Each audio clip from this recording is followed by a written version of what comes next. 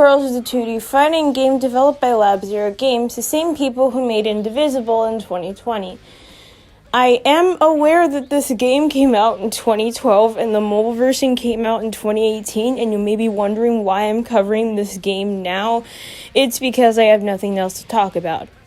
I mean, I do have stuff I can talk about.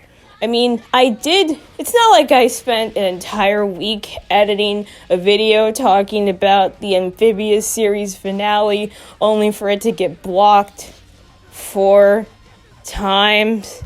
And now because of that, I'm too afraid to cover Owl House Season 2 finale. And I didn't want to talk about Rescue Rangers.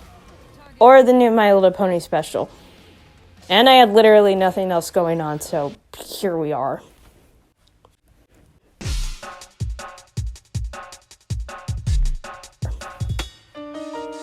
Now, gameplay-wise, it is very easy to get a grasp onto and works well, as the main objective to do with your little fingers is tap the screen aggressively until your opponent eventually dies.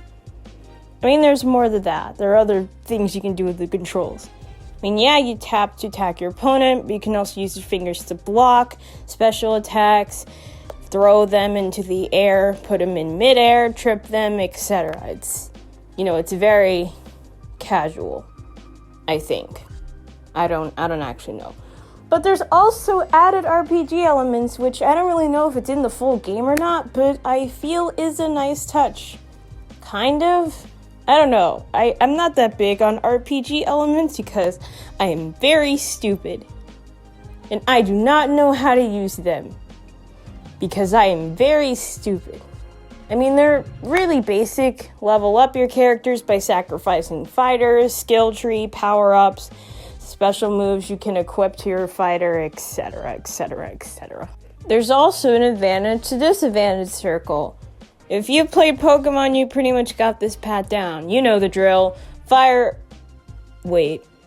beats fire, fire beats grass, and grass beats water. And light and dark are basically same to each other, so it's not that hard to grasp onto. So gameplay-wise, it's pretty good. We're not here about the gameplay, we're here about the women.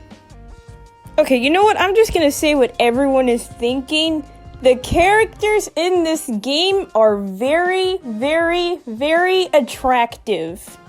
Like, I know that every fighting game has to have 1 or 2 characters that are gonna be, like, the sex appeal, or, like, very attractive that every person on the internet is gonna want to draw of, but when people ask them where they come from, they don't know, they just think they're really attractive. But, yeah, no, these people are very...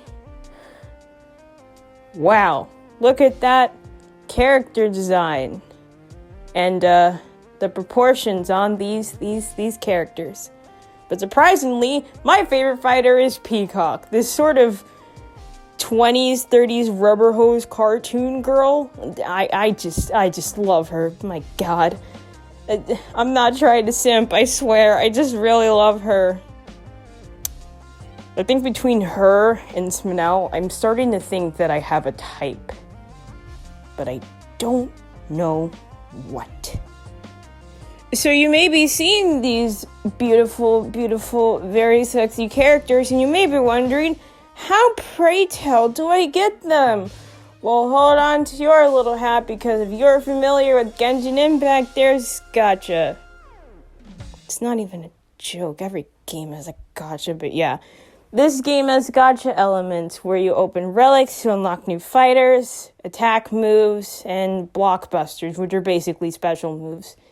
So if you're one of those animals who will spend literally hundreds of dollars of trying to collect the most attractive anime character on Genshin Impact and are willing to build a sort of card collection in this game, then Lord and behold, this is the game for you. Don't criticize my card collection, though. Mine is very, very sad. So just to add a little bit more onto the fighting that I forgot to add in the other part where I talk about the gameplay because I suck at organizing my voice recordings, but anyways. So yeah, fighting. There's a lot of variety to be had.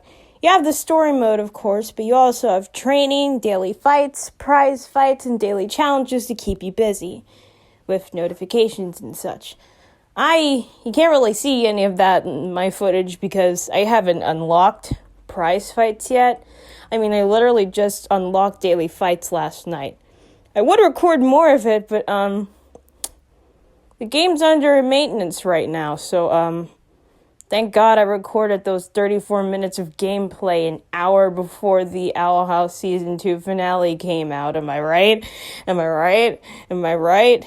But, yeah, was there anything else I had to add? No? Nothing else? Okay, let's just wrap up to the conclusion.